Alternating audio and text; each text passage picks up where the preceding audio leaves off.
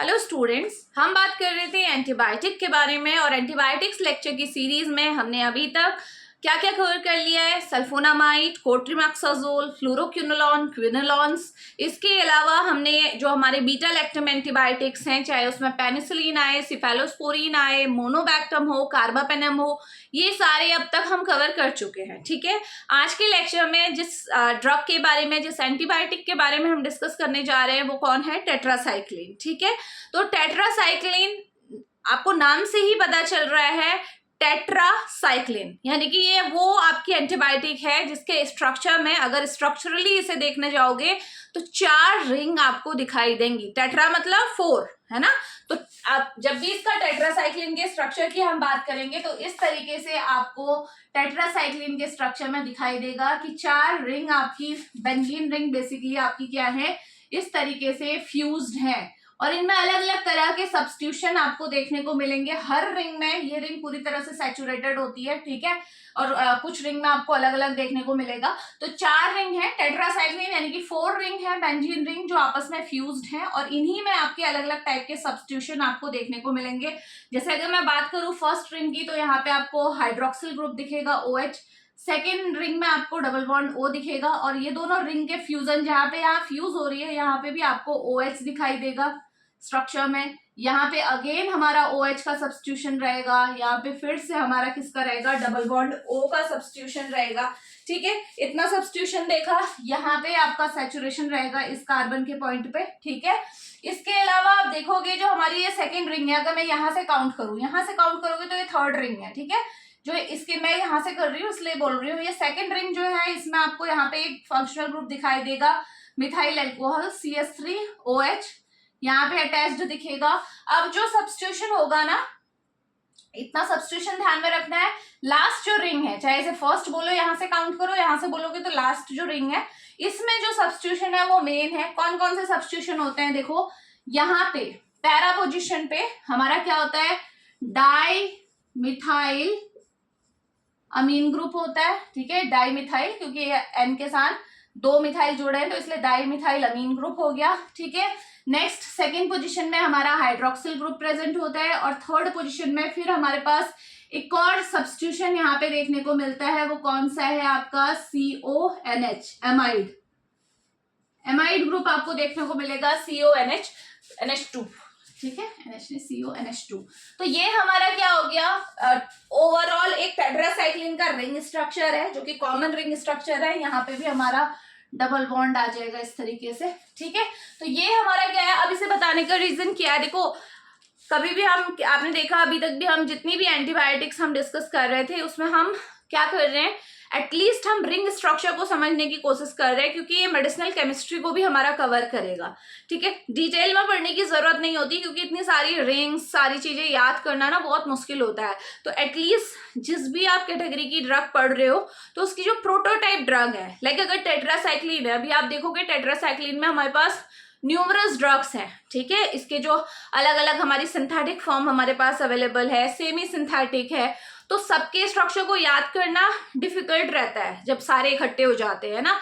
तो एटलीस्ट जो आपका मेन जो प्रोटोटाइप है, जहां से ओरिजिन हुआ है, जो हमें डायरेक्टली आप बोल सकते हो जो आपने फर्स्ट एंटीबायोटिक जो कि इस टाइप का है वो ऑब्टेन किया है, उसका स्ट्रक्चर आपको पता होना चाहिए। तो ये हमारा क्या है? फर्स्ट आपका टेट्रासाइक्लिन है। ठीक है, तो ये हमें ध्यान में रखना है, यानी कि कह सकते हो फर्स्ट टेट्रासाइक्लिन तो क्लोर टेट्रासाइक्लिन था, तो यहाँ पे आपका Cl ग्रुप का अगर कहीं पे सब्स्टिट्यूशन हो जाएगा तो क्लोर टेट्रासाइक्लिन बन जाएगा। तो सिंपल सी बात है, ये हमारा क्या हो गया? कॉमन स्ट्रक्चर है जो हमें ध्यान में रखना है। कोई पूछे तो आपको पता होना चाहिए कि टेट्रासाइक्लिन क्यों, क्योंकि 4 रिंग इसमें फ्यूज्ड है और ये इसके सब्स्टिट्यूशन है। ठीक हो गया, और यही सब्स्टिट्यूशन जो होते हैं इनकी फार्माकोकाइनेटिक प्रोफाइल के लिए जरूरी होते हैं, या आप कह सकते हो कि फार्माकोकाइनेटिक प्रोफाइल को चेंज करते हैं। ठीक हो गया, अब बात करते हैं टेट्रासाइक्लिन के बारे में और क्या क्या है।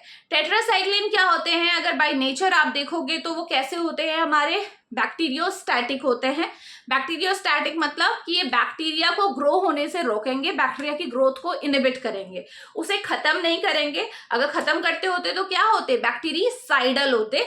लेकिन जो टेट्रासाइक्लिन होते हैं, यहाँ पे हम पॉइंट लिखना स्टार्ट करते हैं। तो टेट्रासाइक्लिन के लिए जो फर्स्ट पॉइंट है वो क्या है? They are bactericidal in nature, sorry bacteriostatic. ठीक है, they are bacteriostatic in nature, यानी कि बैक्टीरिया की ग्रोथ को इनहिबिट करेंगे। जिस भी बैक्टीरिया में ये जाएंगे उसकी ग्रोथ इनहिबिट हो जाएगी, मतलब जो उसमें सेल डिवीजन हो रहा है, 1 से 2 बैक्टीरिया बन रहे हैं, 4 बैक्टीरिया बन रहे हैं, वो नहीं बनेगा, और लेकिन खत्म नहीं करेंगे, ठीक है, बैक्टीरिसाइडल नहीं है। तो फर्स्ट पॉइंट तो ये हो गया। नेक्स्ट इसका सोर्स देख लो, कहाँ से मिलता है टेट्रासाइक्लिन। लाइक अभी तक हमने सारी जितनी भी हमने एंटीबायोटिक पढ़ी, हमने उनका सोर्स देखा। जैसे हमने बोला कि पेनिसिलिन था, सेफेलोस्पोरिन था, ये हमें फंजाई से मिल रहे थे, पढ़ा था। सेम फिर हम मोनोबैक्टम कार्बापेनम के बारे में बात किया तो हमें पता चला कि ये हमें बैक्टीरिया से मिल रहे हैं। तो अब बात कर रहे हैं कि हम टेट्रासाइक्लिन हमें कहाँ से मिलता है। तो टेट्रासाइक्लिन हमें अगेन बैक्टीरिया से ही मिलता है। बैक्टीरिया की भी कौन सी स्पीसीज है, क्योंकि बैक्टीरिया भी बहुत सारे होते हैं, वो हमने पढ़े हैं। तो कौन से बैक्टीरिया है भाई, एक्टिनोमाइसिटीज। एक्टिनोमाइसिटीज हमारे वो बैक्टीरिया है, ज्यादातर आपको सॉइल में या फिर वाटर में आपको मिलेंगे ये, ठीक है। ये बैक्टीरिया इसमें आ जाते हैं आपके स्ट्रेप्टोमाइसिस स्पीसीज के बैक्टीरिया होते हैं ये, ठीक है। अभी मैं वो आगे चल के आपको बताऊंगी कि कौन सा हमारा एंटीबायोटिक जो टेट्रासाइक्लिन है वो कौन से बैक्टीरिया से मिला है, ठीक है। लेकिन जर्नल कैटेगरी में आपको पता होना चाहिए कि स्पीसीज बैक्टीरिया की कौन सी स्पीसीज है, एक्टिनोमाइसिटीज, जिससे हमें क्या मिलता है, टेट्रासाइक्लिन मिलता है। नेक्स्ट हमारे पास जो इंपॉर्टेंट बात इससे रिलेटेड आती है वो क्या है, इसकी थोड़ा सा हिस्ट्री देख लो, ठीक है। हिस्ट्री ज्यादा नहीं जाना है, बिल्कुल सिंपल सा आपको पता होना चाहिए कि जो हमारा फर्स्ट टेट्रासाइक्लिन है जो मैं आपको बता रही थी अभी, वो कौन सा है, क्लोरटेट्रासाइक्लिन है, ठीक है। जो फर्स्ट कभी भी हमारा जो ऑब्टेन हुआ था वो क्या है, क्लोरटेट्रासाइक्लिन है। और इसके बाद कुछ टाइम बाद आपका इम्प्रूवमेंट के बाद जब रिसर्चेस चलती रही तो उसके बाद हमारा जो नेक्स्ट टेट्रासाइक्लिन निकल के आया वो कौन सा है, ऑक्सीटेट्रासाइक्लिन। ये दोनों ही हमारे नेचुरल ओरिजिन के हैं, नेचुरल टेट्रासाइक्लिन इन्हें बोल सकते हैं, क्योंकि ये एक्टिनोमाइसिटीज से ही ऑब्टेन किए जाते हैं, जो नेचुरल हमारा बैक्टीरिया है जिसमें हमने कोई चेंज नहीं किया है। क्योंकि अभी आगे चल के आप देखोगे कि कभी क्या होता है, बैक्टीरिया में म्यूटेशन भी करवाया जाता है, और जो म्यूटेशन के बाद जो हमें म्यूटेंट बैक्टीरिया मिलता है, आपने किसी बैक्टीरिया के जीन लेवल पे चेंज किया, ठीक है, उसका जेनेटिक जो मेकअप था उसे चेंज किया, उसके बाद जो बैक्टीरिया होगा वो नेचुरल तो होगा नहीं, है ना। आपने उसमें क्या किया है, जीन थेरेपी के थ्रू उसमें कुछ चेंजेस ला दिए हैं, तो वहां से भी आपका क्या होता है, एक टेट्रासाइक्लिन ऑब्टेन किया जाता है। समझ में आ रहा है। तो नेचुरल सोर्स से जो मिलते हैं वो कौन कौन से हैं, क्लोरटेट्रासाइक्लिन, ऑक्सीटेट्रासाइक्लिन, ठीक है, कर सकते हैं आराम से। तो इसमें हमारा जो क्लोरटेट्रासाइक्लिन है देखो वो कहाँ से मिलता है, इसके लिए कौन सा बैक्टीरिया रिस्पॉन्सिबल है, या कहां से आप ऑब्टेन करते हैं, स्ट्रेप्टोमाइसिस ऑरिफेसियंस, ऑरिफेसियंस, ठीक है। ये हमारा बैक्टीरिया है, या फिर आप बोल सकते हो एक्टिनोमाइसिटीज है, जिससे हमें क्लोरटेट्रासाइक्लिन मिलता है। ऑक्सीटेट्रासाइक्लिन किससे मिलता है, स्ट्रेप्टोमाइसिस बैक्टीरिया की एक और हमारी स्पीसीज है, स्ट्रेप्टोमाइसिस रेमोसस, इससे हमें क्या मिलता है, ऑक्सीटेट्रासाइक्लिन मिलता है। ये दोनों ही नेचुरल हैं, नेचुरली हमारे सॉइल में प्रेजेंट होते हैं, और इनसे ये हमें ऑब्टेन हुआ, ठीक है। तो ये हमारे 2 टेट्रासाइक्लिन हुए। इसके बाद क्या हुआ, फिर मॉडिफिकेशन होना स्टार्ट हुआ, क्योंकि कहीं ना कहीं इनके साथ कुछ ना कुछ प्रॉब्लम एसोसिएटेड थी, ठीक है। कुछ प्रॉब्लम जैसे रीनल टॉक्सिसिटी है, ठीक है, ये आपकी मेडिसिन लेने के बाद क्या होता था, हमारे किडनी डैमेज होने के चांसेस ज्यादा रहते थे, ऐसी आपकी रिपोर्ट्स आई, ठीक है। इसके अलावा भी आप देखोगे बहुत सारी टॉक्सिसिटी है जो मैं आगे जाके आपके साथ डिस्कस करूंगी। फिलहाल क्या हुआ, जब इसके बाद और आपके चेंजेस हुए, रिसर्चेस हुई, तो फिर क्या किया साइंटिस्ट ने, क्या किया, आपकी म्यूटेंट स्पीसीज बनाई, ठीक है। म्यूटेंट स्पीसीज मतलब वही जो मैंने आपको समझाया था कि इनके जो ये आपका ये है ना स्ट्रेप्टोमाइसिस रेमोसिस, इसके इस बैक्टीरिया के जीन लेवल में आपका चेंज कर दिया, ठीक है, जेनेटिक चेंजेस लाए, और फिर जो म्यूटेंट स्पीसीज बनी उससे हमें क्या मिला, नेक्स्ट एंटीबायोटिक जिसका नाम क्या है, डेमिक्लोसाइक्लिन। डेमिक्लोसाइक्लिन कहां से मिलता है हमें, तो हम सीधे लिख सकते हैं कि it is obtain from mutant species of streptomyces rimosus, ठीक है। समझ में आ गया कैसे मिला ये, ठीक है। इसी में कुछ जेनेटिक चेंजेस किए जिससे हमें ये ऑब्टेन हुआ। सॉरी, हाँ एक मिस्टेक हो गई बेटा, करेक्ट कर लेना इसे, स्ट्रेप्टोमाइसिस ऑरिफेसियंस है इसका आंसर, ठीक है।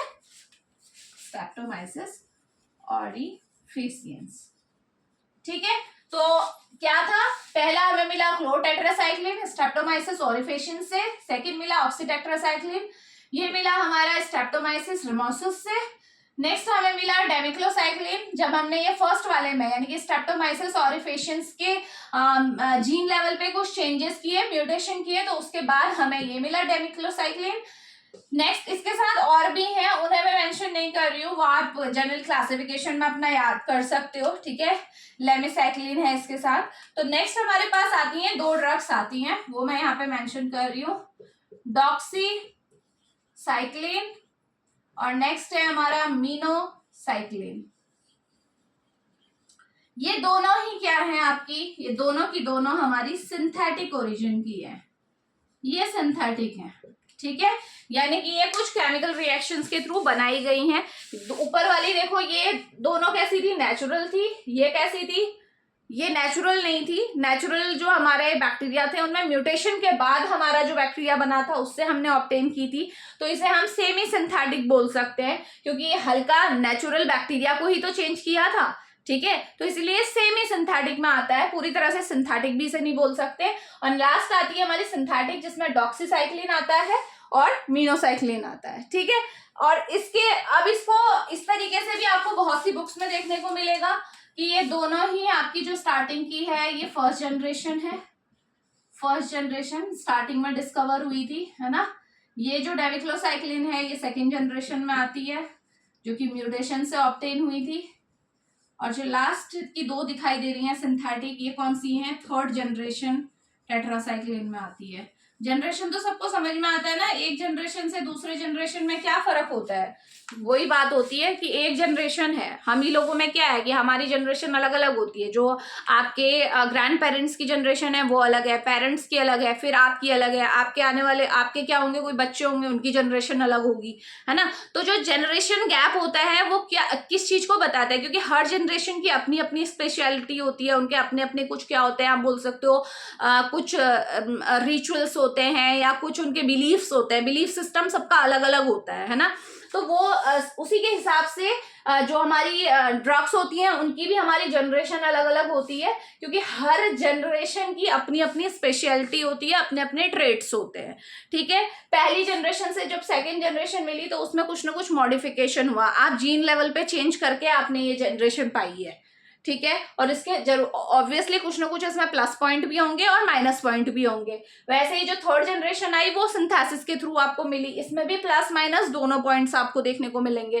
तो ये एक तरीके से आपका क्लासिफिकेशन भी कवर हो जाता है। ठीक है, अदरवाइज आप सेकेंड जनरेशन में और यहाँ पे ऐड करना चाहो तो आप कर सकते हो। कौन सी है हमारे पास इसमें ड्रग, मीथासाइक्लिन, मीथासाइक्लिन एंड लेमिसाइक्लिन, लाइमेसाइक्लिन, ये हमारी ड्रग्स हैं जो सेकेंड जनरेशन में आती हैं और आप ऐड कर सकते हो। ठीक है, तो ये था अबाउट द हिस्ट्री और क्लासिफिकेशन, साथ में हमारा कवर हो गया है। ठीक है, अब ध्यान में रखिएगा कि जो हमारी जो टेट्रासाइक्लिन होती है ना, टेट्रासाइक्लिन को अगर सिंपल अगर मैं बोलूँ कि हमारा क्लोटेट्रासाइक्लिन है, ऑक्सीटेट्रासाइक्लिन है, ये अगर बिना सॉल्ट फॉर्म के हो, यानी कि इसमें कोई सॉल्ट मिक्स ना हो, तो ये क्या होती है, स्टेबल नहीं होती है। ठीक है, बहुत जल्दी क्या हो जाती है, डिग्रेड हो जाती है। तो जर्नली जितनी भी टेट्रासाइक्लिन है इनकी सॉल्ट फॉर्म को प्रेफर किया जाता है। जैसे आपने बना दिया क्लोटेट्रासाइक्लिन हाइड्रोक्लोराइड बना दिया। ठीक है, तो यानी कि कुछ सॉल्ट फॉर्म इसकी आपको ध्यान में रखना है कि जब हमारे टेट्रासाइक्लिन होते हैं इनकी सॉल्ट फॉर्म क्या होती है, स्टेबल होती है। अगर बिना सॉल्ट फॉर्म के इसको एज इट इज आप रखोगे, टेट्रासाइक्लिन बना लिया, स्टोर करके रखा, तो वो डिग्रेड हो जाता है, अनस्टेबल होता है। ठीक हो गया, तो ये एक इंपॉर्टेंट पॉइंट है जो इससे रिलेटेड आपको ध्यान में रखना है कि सॉल्ट फॉर्म इसकी प्रेफर की जाती है। और हमेशा ध्यान रखेंगे कि जितने भी ये आपको मेंबर्स दिख रहे हैं इनकी एंटी माइक्रोबियल एक्टिविटी बिल्कुल सेम है, यानी कि बैक्टीरिया में जो ग्रोथ इनहिबिटिंग इनकी एबिलिटी है, जो बैक्टीरियोस्टैटिक इनका नेचर है, वो सबका एक जैसा है। ठीक है, ये भी उतना ही आपका बैक्टीरिया को इनहिबिट करेगा जितना ये करता है, जितना ये करता है या ये करता है। ठीक है, यानी कि एंटी माइक्रोबियल आप स्पेक्ट्रम बोलोगे वो सबका सेम है। तो डिफरेंस क्या है, ये जनरेशन क्यों बनी? जनरेशन इसलिए बनी क्योंकि हर जनरेशन दूसरे जनरेशन से अलग है in terms of lipid solubility. ठीक है, अभी आप देखोगे कि किस तरीके से लिपिड सॉल्युबिलिटी टेट्रासाइक्लिन की ड्रग की कंसंट्रेशन को चेंज कर देता है। क्योंकि ये जो बैक्टीरिया है, सपोज मैं एक बार यहाँ पे बता भी देती हूँ, सपोज ये हमारा बैक्टीरिया है, इसके अंदर एंटर करना जरूरी है ना, किसी भी टेट्रासाइक्लिन का इसके अंदर पहुंचना जरूरी है अपने इफेक्ट को प्रोड्यूस करने के लिए। क्योंकि ये क्या करता है, किसी भी बैक्टीरिया के डीएनए पे जाके अटैक करता है, प्रोटीन सिंथेसिस को अफेक्ट करता है, वो मैं भी आपको बताऊंगी। डीएनए मींस आपका डीएनए से भी आगे वाला स्टेप, जो राइबोसोम में जो एक्टिविटी होती है ना, उसे ये अफेक्ट करता है। ठीक, तो इसका मतलब टेट्रासाइक्लिन, कोई भी टेट्रासाइक्लिन हो, इसको अपना इफेक्ट दिखाने के लिए सेल के अंदर जाना जरूरी है, न्यूक्लियस के अंदर जाना जरूरी है। ठीक है, तभी जाके ये काम करेगा। तो सिंपल सी बात है कि इसको अंदर जाने के लिए इसका यहाँ से परमिएट होना भी जरूरी है। अगर ये मेम्ब्रेन से अंदर नहीं जा पाएगा तो इफेक्ट तो नहीं दिखा पाएगा, है ना। राइबोसोम में इसे पहुंचना है तो इफेक्ट तो नहीं आएगा। तो इसीलिए हर टेट्रासाइक्लिन की लिपिड जो परमेबिलिटी है वो बहुत इंपॉर्टेंट है। क्योंकि ये जो मेम्ब्रेन होती है, ये क्या है आपकी, अगर ग्राम नेगेटिव बैक्टीरिया की आप बात करते हैं तो ये हमारी जो मेम्ब्रेन होती है किसकी बनी हुई है, लिपोइडल होती है। जैसे हमारी मेम्ब्रेन है, हमारी सेल्स की मेम्ब्रेन भी तो लिपोप्रोटीन की बनी हुई है ना, वैसे ही सेम ग्राम नेगेटिव की भी बनी हुई है। सेम अगर हम ग्राम पॉजिटिव की बात करते हैं तो वहां भी हमारा पेप्टाइडोग्लाइकेन की कवरेज होती है, सारा डिटेल में हमने पढ़ा हुआ है, ठीक है, प्रीवियस लेक्चर्स में। तो इसका मतलब टेट्रासाइक्लिन को अगर अंदर एंट्री लेनी है तो उसे उसके अंदर इतनी लिपिड्स, उसकी सॉल्युबिलिटी होनी चाहिए कि वो आसानी से मेम्ब्रेन को क्रॉस कर सके। तो ये सारी ही टेट्रासाइक्लिन एक दूसरे से किस किस तरीके से अलग है, इनकी लिपिड सॉल्युबिलिटी अलग है, इनकी पोटेंसी अलग है। यानी कि कुछ टेट्रासाइक्लिन ऐसी होंगी जो कि कम डोज में ज्यादा इफेक्ट दिखा देंगी, कुछ ऐसी होंगी जो कि सेम इफेक्ट दिखाने के लिए ज्यादा डोज ले रही होंगी। समझ में आ रहा है। थर्ड क्या हो सकता है कि इन सबके एडवर्स ड्रग इवेंट, जो एडवर्स ड्रग रिएक्शन है इनके साथ, वो अलग अलग है। ठीक है, कोई कोई ऐसी है, जैसे आप स्टार्टिंग की देखोगे क्लोटेट्रासाइक्लिन, ऑक्सीटेट्रासाइक्लिन, ये जनरली लीवर के लिए सेफ रहती है। ठीक है, लेकिन जैसे जैसे आप आगे बढ़ोगे ना तो आपको दिखाई देगा कि ये डाइमेथ्लोसाइक्लिन आपका क्या करती है, लीवर के लिए टॉक्सिक है, हेपेटोटॉक्सिक है। ठीक है, ऐसे ही हर किसी उसमें आपको अलग अलग एडीआर्स देखने को मिलेंगे। तो समझ में आ रहा है कि जितनी टेट्रासाइक्लिन है इनका एंटीमाइक्रोबियल एक्टिविटी सेम है। अगर एक बार ये राइबोसोम तक पहुंच गई तो सारी की सारी एक जैसा काम करेंगी, लेकिन इनकी पोटेंसी अलग है, डोज डिपेंडेंट, डोज मतलब डोज अलग अलग हो सकती है, ज्यादा लेनी पड़ सकती है, कोई कम लेनी पड़ सकती है। एडीआर सबके साथ लेवल ऑफ एडीआर अलग अलग है, कोई बहुत ज्यादा एडवर्स इफेक्ट दिखा रही है, कोई कम दिखा रही है ना। कोई आपके एयर को के लिए टॉक्सिक है, कोई आपका क्या है लीवर के लिए टॉक्सिक है, कोई रीनल सिस्टम के लिए टॉक्सिक है। तो ये आपका डिफरेंस टेट्रासाइक्लिन्स में आपको देखने को मिलेगा। तो ये प्लस पॉइंट है, ये भी आपको ध्यान में रखना है। ठीक है, और ध्यान नेक्स्ट क्या होता है कि जितने भी आपको ये दिख रही है टेट्रासाइक्लिन, इन्हें कभी भी हम क्या करते हैं, आईएम रूट से नहीं देते हैं। आईएम रूट क्या होता है आपका, बहुत ज्यादा पेनफुल होता है, इंट्रामस्कुलर। ठीक है, तो इंट्रामस्कुलर नहीं देना है, आप आईवी दे सकते हो, आप ओरल दे सकते हो। ठीक है, आईवी और ओरल रूट ठीक रहेगी। आईएम से नहीं देना है क्योंकि ये पेनफुल है, और आईवी भी आप तभी दोगे, ऑब्वियस सी बात है। आईवी और ओरल में भी पता होना चाहिए कि आईवी तभी देंगे जब कोई सीवियर केस है जहां पे आपको इमीडिएट रिस्पॉन्स चाहिए, तो आप आईवी दे, अदरवाइज आप ओरल दे। ओरली भी ये बहुत अच्छा काम करती है टेट्रासाइक्लिन। ठीक हो गया, नेक्स्ट आ जाते हैं। चलिए नेक्स्ट हमारे पास जो पॉइंट डिस्कस करने के लिए है वो है आपका मैकेनिज्म ऑफ एक्शन। उससे भी पहले एक और इम्पॉर्टेंट बात है जो मैं आपके साथ शेयर करूंगी यहाँ पे। ठीक है, चलिए, मैकेनिज्म बहुत इंपॉर्टेंट है। देखो, आपने अगर प्रोटीन सिंथेसिस का पूरा मैकेनिज्म पढ़ा हुआ है, ट्रांसलेशन की प्रोसेस समझते हो आप, ट्रांसक्रिप्शन, ट्रांसलेशन, तो आप आसानी से एंटीबायोटिक्स को कवर कर लेंगे। आपने अभी तक भी देखा, आपने ना जितने एंटीबायोटिक मैंने आपको पढ़ाए हैं तो आपने देखा कि वहां पे यही इन्हीं चीजों पे काम हो रहा है। ठीक है, और अब जितने हम पढ़ने जा रहे हैं मैक्सिमम आप देखोगे प्रोटीन सिंथेसिस पे अटैक करेंगे। जितने एंटीबायोटिक रह गए, कौन कौन से, टेट्रासाइक्लिन कर रहे हैं हम, क्लोरामफेनिकोल है, इरिथ्रोमाइसिन है, क्लिंडामाइसिन है। ठीक है। ये सारी की सारी आपकी ड्रग्स जो है, एंटीबायोटिक है, ये प्रोटीन सिंथेसिस पे अटैक करती है। तो उसके लिए प्रोटीन सिंथेसिस का पता होना जरूरी है कि हमारी बॉडी में प्रोटीन कैसे सिंथेसाइज होती है, या फिर किसी बैक्टीरिया में प्रोटीन सिंथेसिस का देखो मैकेनिज्म सेम रहेगा, ठीक है, चाहे वो बैक्टीरिया हो चाहे ह्यूमंस हो, मशीनरी अलग हो सकती है लेकिन वो चीज आपकी सेम रहेगी। तो आपको पता होना चाहिए कि एग्जैक्टली प्रोटीन सिंथेसिस होती कैसे है, क्योंकि बिना प्रोटीन के तो आपका कोई भी सेल सरवाइव नहीं कर सकती ना। अगर हमारी बॉडी में ही प्रोटीन सिंथेसिस ना हो तो क्या हमारी सेल सरवाइव करेंगी? नहीं करेंगी, क्योंकि सेल से जो प्रोटीन बनती है सेल के अंदर, वही प्रोटीन सेल मेम्ब्रेन बनाती है, वही प्रोटीन हमारे सेल के अलग अलग कंपोनेंट्स को बनाती है। तो अगर वो प्रोटीन बनेगी ही नहीं तो सेल मेम्ब्रेन ही नहीं होगी, सेल मेम्ब्रेन नहीं होगी तो सेल की एग्जिस्टेंस ही नहीं है। समझ में आ रहा है ना? तो इसके लिए आपको ट्रांसलेशन की प्रोसेस को समझना बहुत जरूरी है। मैंने इस पे पहले भी एक लेक्चर बनाया हुआ है, उसका लिंक मैं आपको डिस्क्रिप्शन बॉक्स में दे दूंगी, वहां से आप उस लेक्चर को देख लेंगे, ठीक है। उससे आपका काफी हद तक डिटेल में कॉन्सेप्ट क्लियर हो जाएगा। अभी मैं कराऊंगी जरूर, प्रोटीन सिंथेसिस बताऊंगी जरूर, लेकिन हो सकता है कि वो सारे पॉइंट यहाँ पे कवर ना हो, क्योंकि यहाँ पे अभी उसका जितना रोल है मैं उतना ही बताऊंगी ताकि आपको समझ में आ जाए, ठीक है। तो फिलहाल के लिए स्टार्ट करते हैं।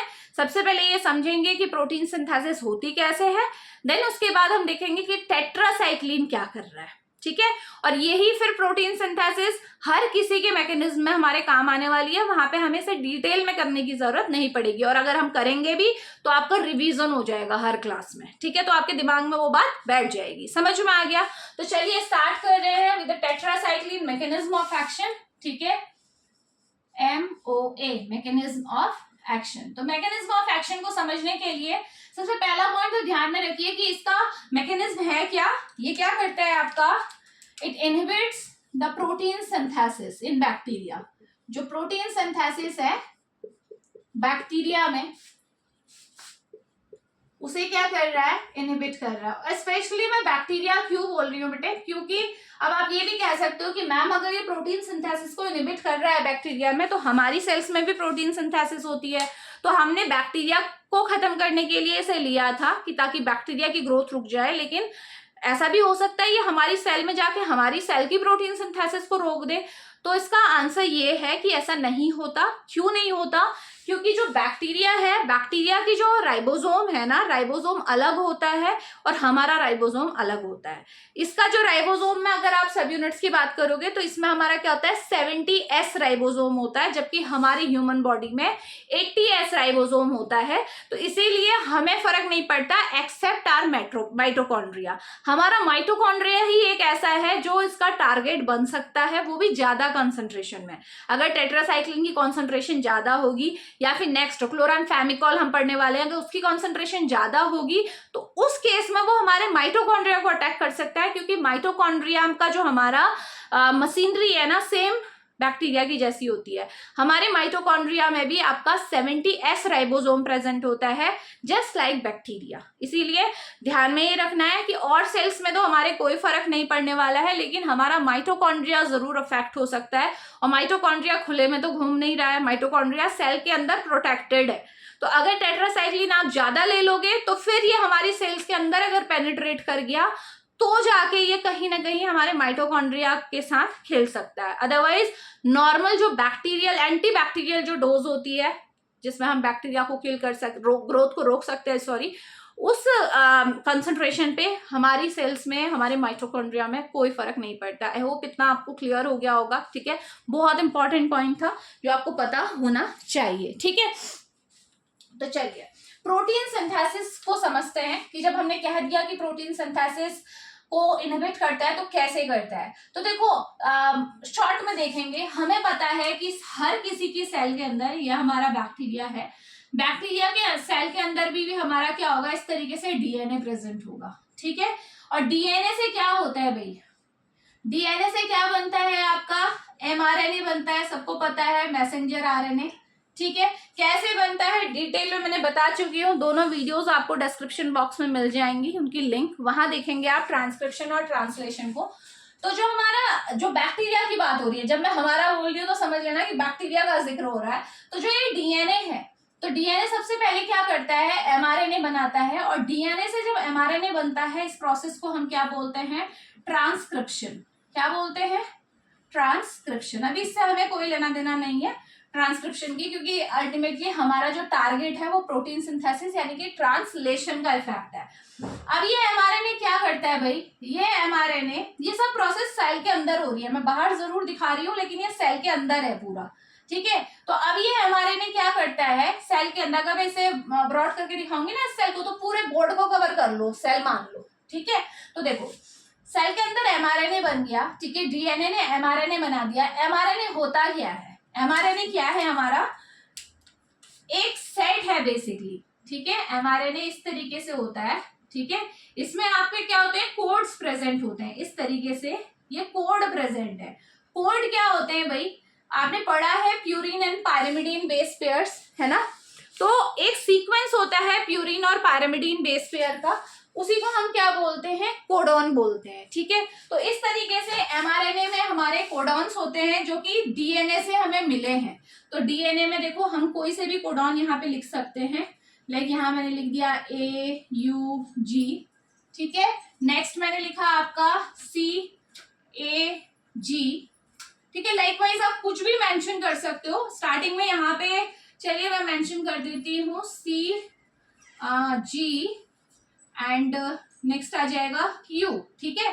तो इस तरीके से बहुत सारे कोडॉन का सीक्वेंस होगा, क्योंकि हमें पता है कि डीएनए में हमारा स्पेसिफिक हमारा क्या होगा, जीन का एक सेट प्रेजेंट होगा, और वो जीन अपना क्या होगा, कॉम्प्लीमेंट्री एमआरएनए बना के दे देगा। तो वो इस जीन का हमें एक टेम्पलेट हमें मिल गया है, जिनको हम क्या बोलते हैं, कोडॉन बोलते हैं। तो इस तरीके से ये कोडॉन हमें मिल गए हैं। अब ये क्या करेगा, एमआरएनए फटाफट से जाएगा हमारे राइबोसोम में, हमारे मतलब बैक्टीरिया की बात हो रही है। बैक्टीरिया में हमारा क्या होता है, आपको ध्यान में रखना है कि जो बैक्टीरिया के अंदर जो हमारा राइबोसोम होता है, मैंने अभी पहले ही आपको बताया है कि उसमें दो हमारी क्या होती है, दो क्या होती है, सब यूनिट प्रेजेंट होती है। एक होती है हमारी 30S और एक होती है 50S, जिसका रोल बाद में आने वाला है, ठीक है। तो ये मेरी 30S सब यूनिट है। तो फटाफट से क्या होगा, ये जो एमआरएनए है 30S सब यूनिट के पास जाएगा, ये राइबोसोम है, ध्यान में रखेंगे राइबोसोम, सब कुछ सेल के अंदर हो रहा है, राइबोसोम सेल के अंदर होते हैं, सबको पता है। तो ये एमआरएनए जाएगा और इस तरीके से यहाँ पे आपका बैठ जाएगा, ठीक है। इसे एक अलग कलर से दिखा देते हैं, लाइक दिस, बैठ गया 30S सब यूनिट के ऊपर जाके क्या हुआ, बैठ गया।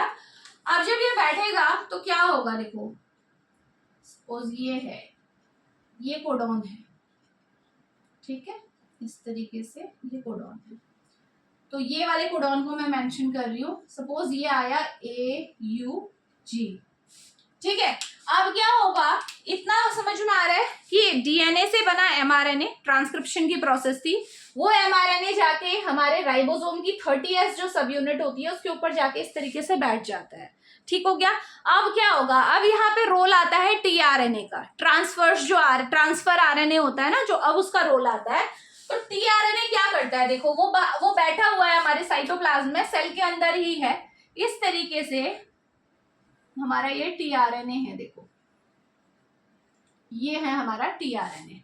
टीआरएनए का काम क्या होता है कि जो ये कोड दिख रहे हैं ना आपको एमआरएनए में, ठीक है, ये जो कोड है आपके AUG मैंने मेंशन किया था, नेक्स्ट यहाँ पे CAG है, ठीक है, ये लिख लेते हैं, ठीक। और इस तरीके से बहुत सारे कोड्स हैं।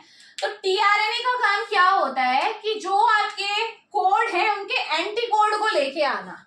और इसका सिंपल सा मैं आपको पहले ही बता देती हूँ ताकि फिर आप ज्यादा कंफ्यूजन में ना पड़े। सिंपल सी बात ये है कि हमें एक पॉलीपेप्टाइड की चेन बनानी है, ठीक है, हमें यानी कि एक अमीनो एसिड की चेन बनानी है। तो वो चेन बनेगी कैसे, क्योंकि हमें पता है कि प्रोटीन क्या होता है, अमीनो एसिड से मिलके बनता है। तो वो अमीनो एसिड कहाँ से आएंगे भाई, वो टीआरएनए लेके आएगा, हर कोई टीआरएनए, ठीक है। टीआरएनए जो होता है हमारा, वो हमेशा क्या करता है, हर अमीनो एसिड के लिए स्पेसिफिक एंटीकोडॉन कैरी करता है। सपोज यहाँ पे AUG है, ठीक है, इसको समझो, ये AUG है, ये कोड है AUG का जो एंटी होगा वो क्या होगा? हमेशा आपने अगर अच्छे से पढ़ा हुआ है बेस पेयरिंग तो आपको पता है A किसके साथ पेयर करता है हमेशा? अगर DNA का केस है तो T के साथ करेगा, अगर RNA का केस है तो वो यूरेसिल के साथ करेगा। यही तो पढ़ते हैं बेस पेयरिंग। और C किसके साथ करता है भाई बेस पेयरिंग? हमेशा G के साथ करता है। यानी कि एडेनिन किसके साथ करेगा? थायमीन और यूरेसिल। क्योंकि हम बात कर रहे हैं mRNA की यानी कि RNA की, तो किसके साथ होगी? यूरेसिल के साथ होगी। और जो आपका साइटोसिन है ये किसके साथ करेगा? ग्वानिन के साथ करेगा। तो चलिए इसका बेस पेयर पहले ही कर लेते हैं हम, ताकि आपको और क्लियर हो जाए। ग्रीन कलर से मैं शो कर रही हूँ। तो ए का क्या होगा? ए के साथ क्या आना चाहिए? ऊपर से यू आना चाहिए पेयरिंग के लिए। यू के साथ कौन आना चाहिए? अगेन ए आना चाहिए। जी के साथ कौन आना चाहिए? सी आना चाहिए। तो हमें पता है कि AUG जो कोड है इसका एंटी कोड है UAC। और UAC कौन सा अमीनो एसिड कैरी करता है?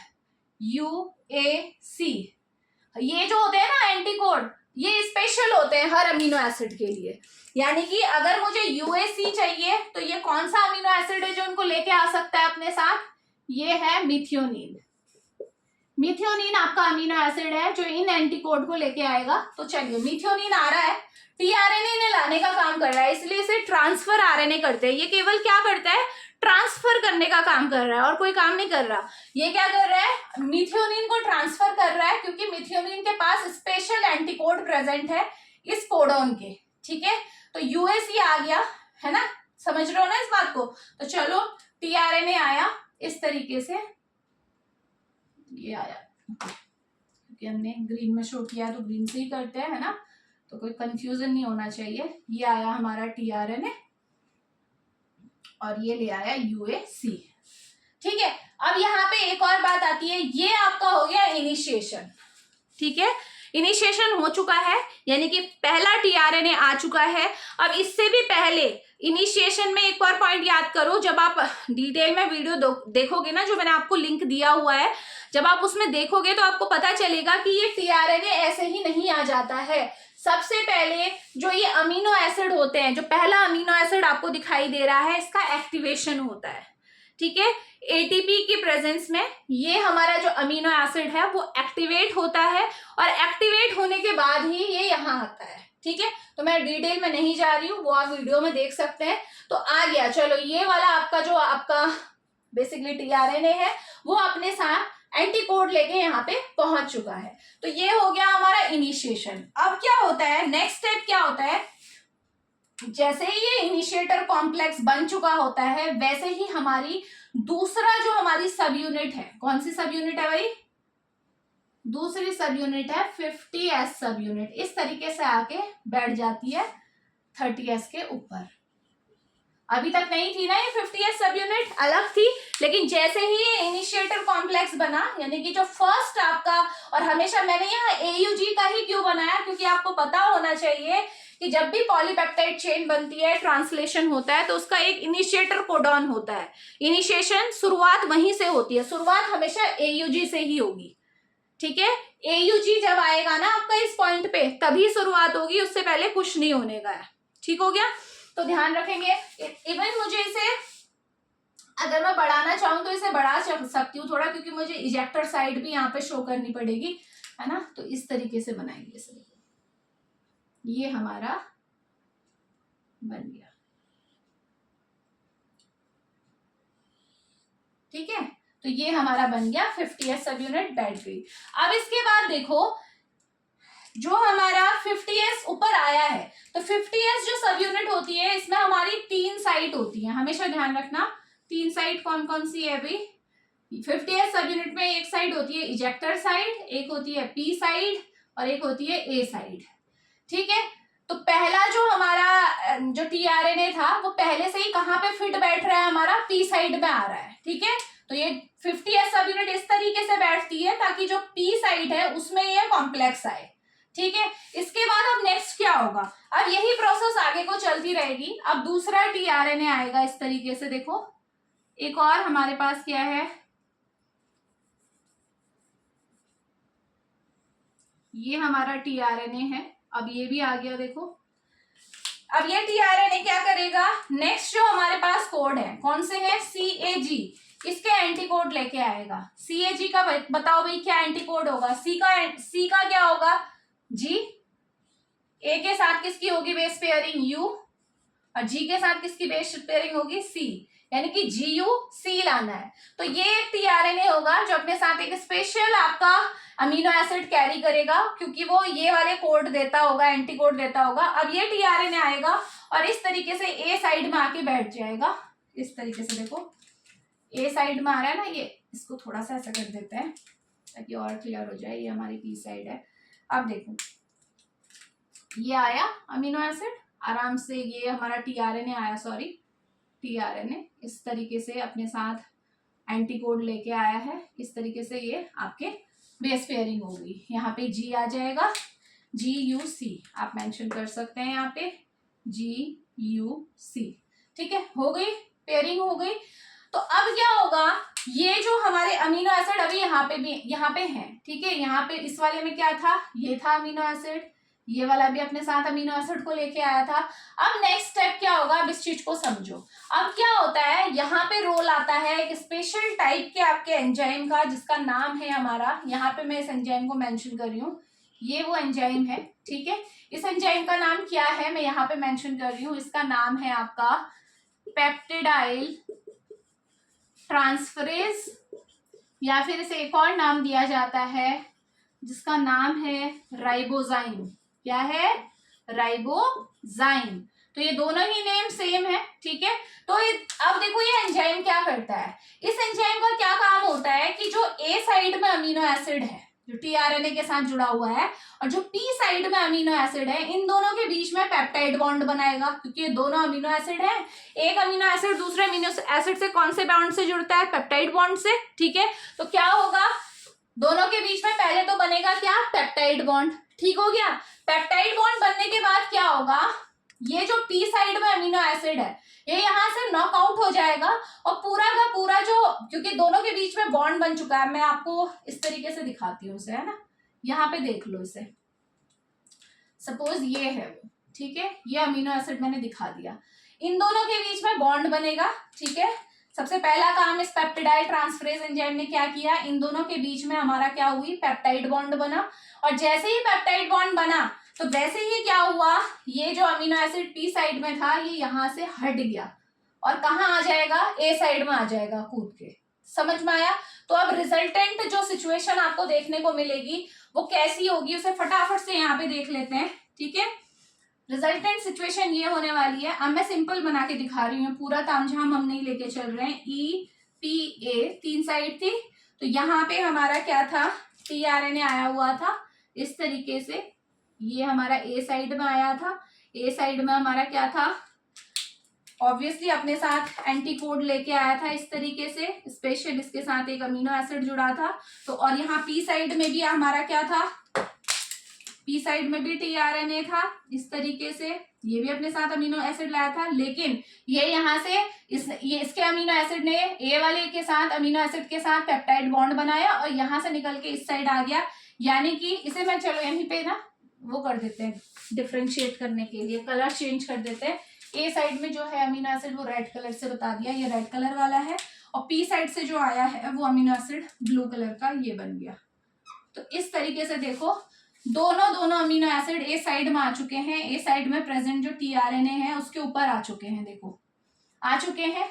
इतनी प्रोसेस जैसे ही होगी, अब ये टीआरएनए खाली हो चुका है, इसका अमीनो एसिड जा चुका है, अब इसका कुछ काम नहीं है, तो अब इसका काम नहीं है तो अब इसका क्या होगा ये देखो, क्योंकि CAG का कोड हो चुका है, ठीक है, CAG का जो एंटीकोडॉन है आ चुका है, इसका रेस्पेक्टिव अमीनो एसिड आ चुका है। तो अब हमारी बारी आती है कि ये जो पूरा का पूरा कॉम्प्लेक्स है ना एक स्टेप आगे बढ़ जाएगा, क्योंकि पूरी हमारी mRNA की एक बहुत लंबी चेन है और उसमें कोड बहुत सारे हैं। CAG की बारी हो गई है, चलो CAG हो गया।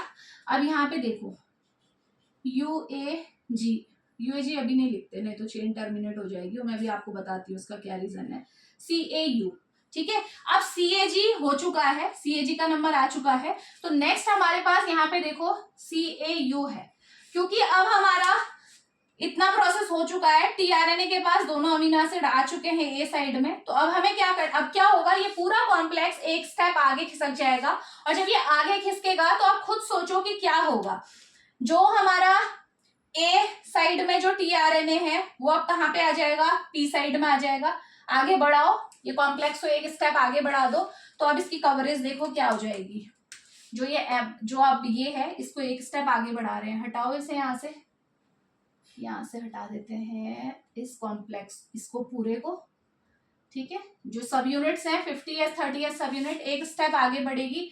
और अब देखो कैसी कवर देगी है। ये बन गया अब आपका, ये बना नेक्स्ट हमारा 30s और 50s का कॉम्बिनेशन। तो अब देखो, अब सीधे सीधे क्या हो रहा है, जहां पे आपका क्या था, अच्छा पहले यहाँ पे भी था ना, ये थोड़ा सा मिस्टेक हो गई, देखो ये कवर नहीं किया मैंने।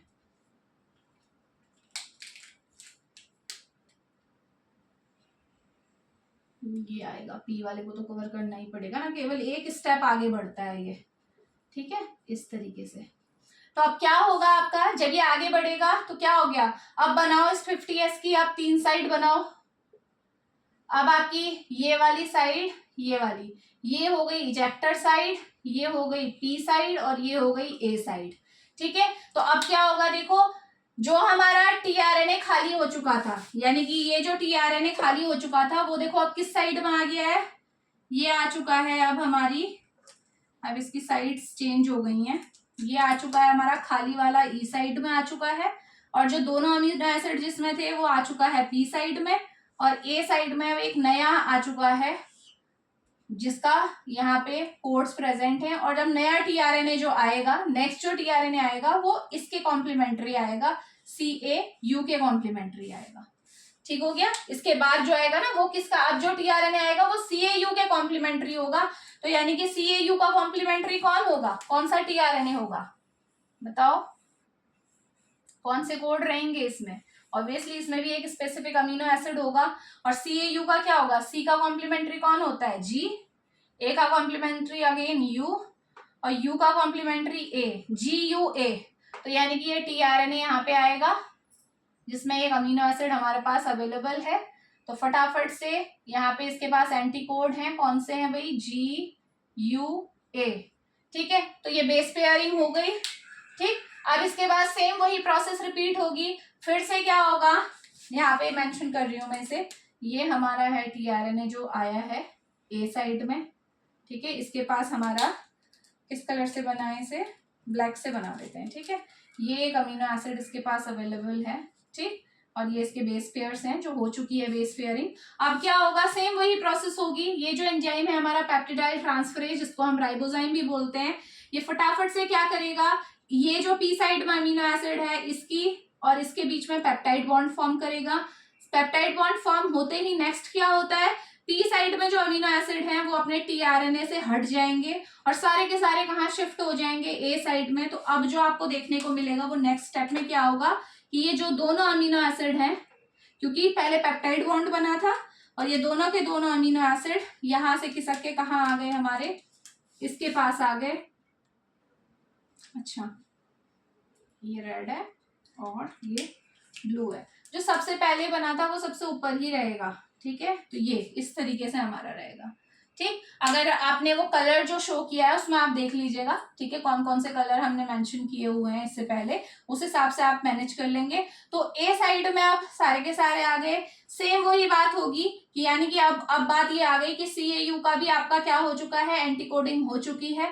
तो अब नेक्स्ट जो हमारा अमीनो एसिड होगा या नेक्स्ट जो हमारे इसके बाद जो भी हमारा क्या होंगे, कोडॉन होंगे, उनका एंटी कोड आएगा, टीआरएनए सेम लेके आएगा। ये प्रोसेस तब तक चलती रहेगी, इस तरीके से अमीनो एसिड जुड़ते रहेंगे और पेप्टाइड चेन बढ़ती रहेगी। और जैसे ही हमारे टर्मिनेटिंग कोडॉन आएंगे, कौन कौन से होते हैं टर्मिनेटिंग कोडॉन, स्टार्टिंग तो हमेशा AUG में होती है, जहां भी mRNA में आपका AUG दिखेगा वहीं पे आके आपका क्या होता है, स्टार्टिंग होती है, पेप्टाइड चेन वहीं से बननी शुरू होती है। और एंड कहाँ पे होता है आपका, UAA, UGA, UAG। ये तीन हमारे क्या हैं, कोड ऐसे हैं जहां पे भी ये आएंगे ना सीक्वेंस में, वहां पे आपकी चेन बननी रुक जाती है। कैसे बनती है हमारी, एक हमारी प्रोटीन, हमारी जो सेल है, सेल एक प्रोटीन उस टाइम पे बना देता है। जैसे ही ये कोड आएगा, सपोज ये CAU था, इसके बाद अगर मान लो नेक्स्ट हमारे पास है UAA, ठीक है, इस पॉलीपेप्टाइड चेन में अगर UAA होता तो क्या होता, जैसे ही UAA आता, जैसे ही आपका राइबोसोम जहां पे ये बन गया था, अब एक कॉम्प्लेक्स फिर आगे खिसकेगा, तो जैसे ही UAA ए साइड में आता तो वैसे ही हमारा क्या होता, हमारी एक प्रोटीन होती है जो यहाँ पे आके अटैच हो जाती है, सेल फटाफट से इस प्रोटीन को बना देती है, और ये प्रोटीन UAA यानी कि जो टर्मिनेटिंग कोडॉन है उस पे आके बाइंड हो जाती है। इसको बोलते हैं हम रिलीजिंग फैक्टर। रिलीजिंग फैक्टर, ये बाइंड हो गया, और जैसे ही ये बाइंडिंग होगी वैसे ही ये चेन टर्मिनेट हो जाएगी, यानी कि अब ये चेन बननी रुक जाएगी, ये चेन यहाँ से हटके फिर इसकी प्रोसेसिंग होगी। आपको पता है पोस्ट ट्रांसक्रिप्शनल या पोस्ट ट्रांसलेशनल मॉडिफिकेशंस इतने होते हैं, गोल्जी एपरेटस में जाता है, पैकिंग होती है, एंडोप्लाज्मिक रेटिकुलम में भी बहुत सारी चीजें होती हैं, है ना। तो ये प्रोसेस आगे को होगी, यानी कि इतना ये पूरा ट्रांसलेशन का प्रोसेस होता है, ठीक है। ये डिटेल है आपकी पूरी कि ट्रांसलेशन कैसे होता है। तो अब क्या होगा, जो हमारा टेट्रासाइक्लिन है, टेट्रासाइक्लिन एग्जैक्टली क्या कर रहे हैं, वो सिंपल सी बात ये कर रहे हैं, क्या कर रहे हैं, वो प्रोटीन सिंथेसिस में क्या करते हैं, वो हमारे 30th सब यूनिट में जाके बाइंड हो जाते हैं, ठीक है। जो टेट्रासाइक्लिन है वो क्या करते हैं, स्पेशली हमारी 30th सब यूनिट में जाके बाइंड हो जाते हैं, और 30th सब यूनिट में बाइंड होके ये क्या कर देते हैं, आपके क्या करते हैं, 30th सब यूनिट में क्या हो रहा था, आपको मैंने स्टार्टिंग में क्या बताया था कि पहले 30th सब यूनिट होती है, उसके ऊपर पहला आपका tRNA आता है, जो मिथियोनिन मैंने आपको बताया था, इनिशिएटर जो कॉम्प्लेक्स है वो आता है, और उसके बाद ही तो 50th सब यूनिट आ रही थी ना, 50th सब यूनिट पहले से तो प्रेजेंट नहीं थी। तो इसका मतलब आप कह सकते हैं कि आपने स्टार्टिंग पॉइंट में ही आपने प्रोटीन सिंथेसिस को इनहिबिट कर दिया। आपने 30th सब यूनिट जब थी उसी टाइम पे आगे आप ये जो टेट्रासाइक्लिन थे 30th सब यूनिट से आके बाइंड हुए, और 30th सब यूनिट से बाइंड होते ही इन्होंने क्या किया, जो ये चेन थी, जो AUG जो चेन ये पूरी थी, इसको क्या करा, आगे को बढ़ने ही नहीं दिया। आपने स्टार्टिंग में ही जाके क्या कर दिया, इसे ब्लॉक कर दिया। अब जो ये इनिशिएटर जो हमारा tRNA है, जो मिथियोनिन, जो पहला tRNA जो बाइंड हुआ था वो बाइंड होगा ही नहीं, ठीक है। तो अगर वो बाइंड होगा ही नहीं तो आगे प्रोसेस तो होनी नहीं है, ये 50S आएगा, फिर ये पूरा ट्रांसलेशन होगा, ये कुछ भी नहीं होगा, ठीक है। तो सिंपल हम बोल सकते हैं कि टेट्रासाइक्लिन कहाँ पे बाइंड होते हैं, हमारी 30S सब यूनिट पे जाके बाइंड होते हैं, 30S सब यूनिट पे, ठीक है। जबकि आप देखोगे नेक्स्ट में हम क्लोरामफेनिकॉल पढ़ेंगे तो वो हमारा 50S पे बाइंड होता है, और 50S में आपका मेजर रोल कौन प्ले करता है, पेप्टिडाइल ट्रांसफरेज एंजाइम, ये जो राइबोजाइम है यही मेन रोल प्ले कर रहा है, क्योंकि यही है जो आपका क्या कर रहा है, पेप्टाइड बॉन्ड बना रहा है दोनों अमीनो एसिड के बीच में, और ये वाले अमीनो एसिड को यहां से तोड़ के आपका हटा के दूसरे साइड शिफ्ट कर रहा है, ठीक है। तो ये आपका मेन एंजाइम है, तो यहाँ पे टारगेट होता है, वो मैं आपको क्लोरामफेनिकॉल में दोबारा से इसे डिटेल में बताऊंगी, लेकिन इतना डिटेल में नहीं जाएंगे जितना आज के लेक्चर में गए, क्योंकि फर्स्ट लेक्चर है प्रोटीन सिंथेसिस का, यानी कि ऐसी ड्रग का जो कि प्रोटीन सिंथेसिस पे काम कर रही है, और ये आपका पूरे में काम आने वाला है, ठीक है। आप जितना पढ़ेंगे सब में ये आपके काम आएगा, तो इम्पोर्टेंट है, ध्यान में रखेंगे कि कैसे प्रोटीन सिंथेसिस हो रही है, और इसे डिटेल में और अच्छे से समझने के लिए आप उस लेक्चर को भी देखेंगे जिसकी लिंक मैंने आपको दी है ट्रांसलेशन की, ठीक है। प्रीवियसली आपकी रिकॉर्डेड वीडियो है, आप उसे देख सकते हैं, आपको आसानी से समझ में आ जाएगा, ठीक है। नेक्स्ट हमारा जो इंपॉर्टेंट पॉइंट है इनसे रिलेटेड, ये तो हमारा हो गया मैकेनिज्म ऑफ एक्शन। नेक्स्ट देखो क्या होता है, स्पेक्ट्रम की बात कर लेते हैं। स्पेक्ट्रम से पहले मैंने एक और बात हमेशा ध्यान में रखना कि जो मैंने स्टार्टिंग में भी आपको बताई थी कि टेट्रासाइक्लिन को अगर अपना इफेक्ट दिखाना है, आपको सीधे सीधे दिख रहा है कि ये राइबोसोम में जाके काम कर रहा है, इसका मतलब इसे सेल के अंदर एंट्री लेनी पड़ेगी, है ना, बैक्टीरियल सेल के अंदर एंट्री लेनी पड़ेगी। अगर ये एक बैक्टीरिया है तो इस बैक्टीरिया के अंदर इसे एंट्री लेनी पड़ेगी टेट्रासाइक्लिन को। तो अंदर एंट्री लेने के लिए इसके पास अलग अलग मैकेनिज्म होते हैं, किस किस तरह से ये अंदर एंट्री ले सकता है।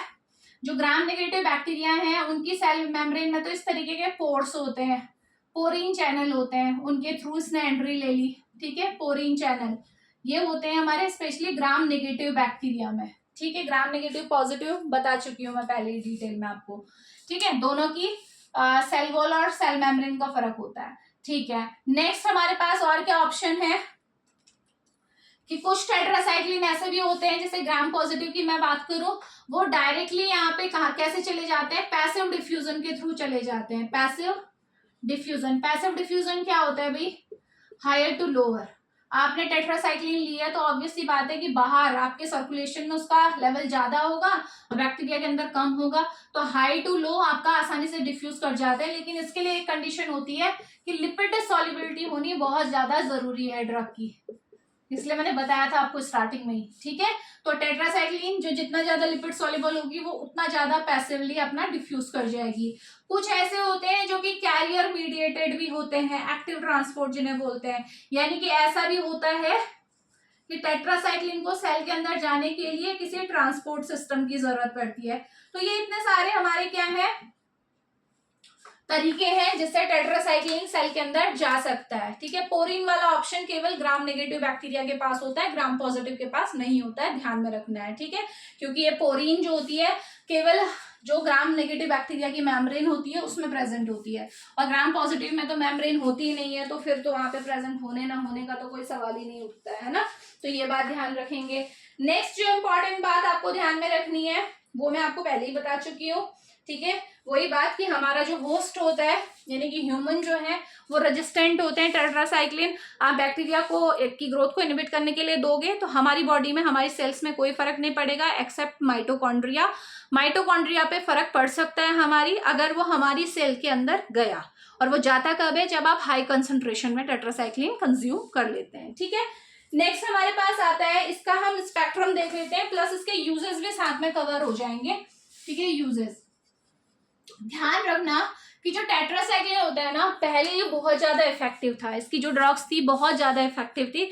तो इसका क्या हुआ, लोगों ने बहुत ज्यादा आपका इनडिस्क्रिमिनेट यूज करना स्टार्ट कर दिया, यानी कि आप ये भी नहीं देख रहे हो कि ग्राम पॉजिटिव बैक्टीरिया है इसका इन्फेक्शन हुआ है या ग्राम नेगेटिव का हुआ है। आपको ये पता है कि ये जो हमारा टेट्रासाइक्लिन है ये ब्रॉड स्पेक्ट्रम है, यानी कि ये ग्राम पॉजिटिव के अगेंस्ट भी काम करता है और ग्राम नेगेटिव के अगेंस्ट भी काम करता है। ये एरोब्स के अगेंस्ट भी काम करता है, एनारोब्स के अगेंस्ट भी काम करता है, यानी कि ऐसे बैक्टीरिया जिनको ऑक्सीजन चाहिए उनके अगेंस्ट भी, जिनको ऑक्सीजन नहीं चाहिए उनके अगेंस्ट भी।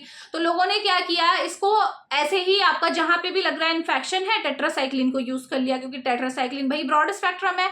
लेकिन इस तरीके से इसके यूज की वजह से जो ये आपका इसका जो इफिकेसी है ना वो बहुत ज्यादा नैरो हो गई, क्योंकि एंटीबायोटिक के साथ यही प्रॉब्लम है, आप इसे बहुत ज्यादा यूज करोगे, ठीक है, इरेशनल इसका यूज करोगे तो बॉडी रेजिस्टेंस दे देती है। तो टेट्रासाइक्लिन के साथ भी यही हुआ कि टेट्रासाइक्लिन को इतना ज्यादा यूज किया गया कि आज की डेट में टेट्रासाइक्लिन का यूज बहुत कम किया जाता है।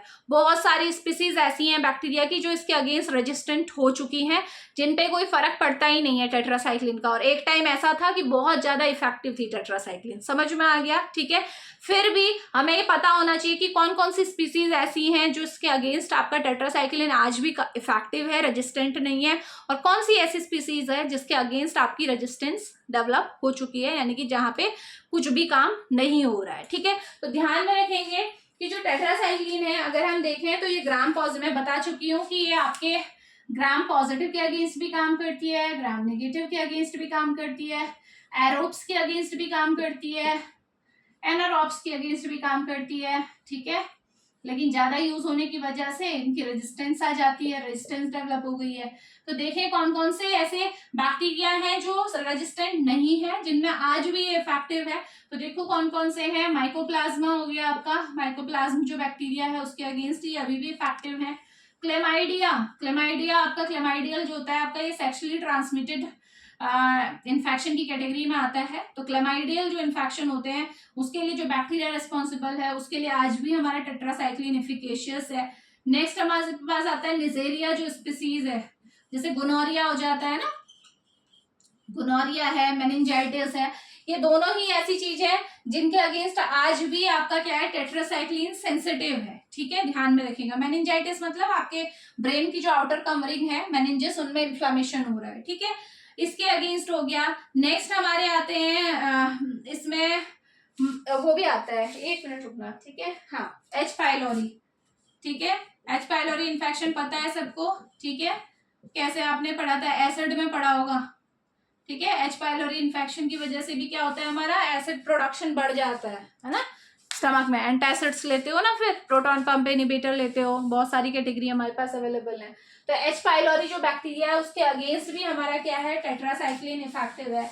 इसके अलावा आपके और भी बहुत सारे हैं जिनको मेंशन आप खुद से भी कर सकते हो, जो जो आपको आते रहेंगे। हाँ, रिकेट्सिया मेंशन कर लीजिएगा, इंपॉर्टेंट है। रिकेट्सियल जो इन्फेक्शन होते हैं उसमें भी ये यूज होता है। इसके अलावा आपने देखा होगा एक्ने में, अगर किसी को एक्ने हो रहे हैं तो वहां पे डॉक्सीसाइक्लिन आपकी प्रेस्क्राइब की जाती है।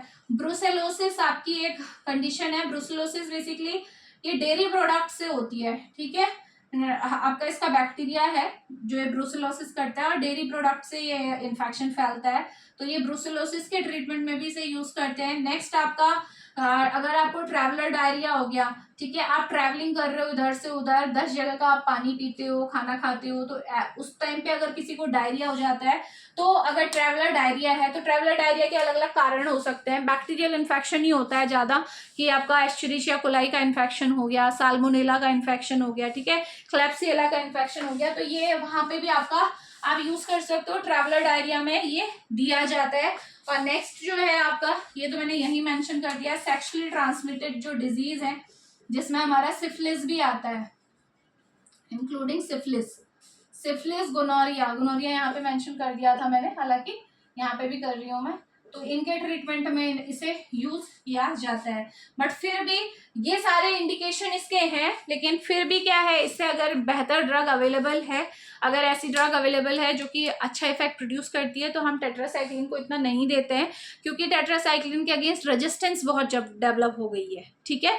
तो ध्यान रखेंगे इस बात को, लेकिन इसका आपको एटलीस्ट पता होना चाहिए कि कौन सी कवरेज है, कौन कौन से बैक्टीरिया को ये कवर कर रहा है। अगर ये बात करें कि कहाँ काम नहीं करता है, तो हमारी जो स्ट्रेप्टोमाइसिस या स्टेफाइलोकोकस ऑरियस के जो इन्फेक्शन होते हैं, ठीक है, स्ट्रेप्टोमाइसिस आपने पढ़ा है ना, स्ट्रेप्टोकोकस न्यूमोनी, स्टेफाइलोकोकस ओरियस, इनके जो इन्फेक्शन होते हैं ना, या स्यूडोमोनास इन्फेक्शन हो गया, क्लैप्सियला का इन्फेक्शन भी इसमें आता है, प्रोटियस स्पीसीज हो गई आपकी, ये जितनी भी बैक्टीरिया की स्पीसीज अभी मैं मेंशन की है आपके सामने, वहां पे आपका टेट्रासाइक्लिन रेजिस्टेंट हो चुका है, उनके अगेंस्ट ये कुछ काम नहीं करता है। तो याद रखिएगा किस किस के अगेंस्ट ये काम नहीं करता है, ठीक है। तो ये हमारे क्या हो गए, इसके यूजेस हो गए। इसके बाद हमेशा ध्यान रखेंगे कि जो बच्चे हैं ना, बच्चे हैं जो 8-9 साल से कम के हैं, इवन बहुत से केसेस में 13 साल तक की भी इसकी रेंज बनाई जाती है, कि जो बच्चे हैं खासकर की, उनमें हमारा टेट्रासाइक्लिन बिल्कुल कॉन्ट्राइंडिकेटेड है। क्योंकि वहां पे क्या होता है आपको पता है उस एज में क्या होता है, आपका जो 6, 7, 8 इस टाइप की एज होती है, वहां पे क्या होते हैं, बच्चों के दांत आ रहे होते हैं, है ना, जो उनके क्या है, जो बचपन के दांत हैं, ठीक है, वो आपके मिल्क टीथ जिन्हें बोलते हैं, वो आपके टूट जाते हैं और नए आते हैं।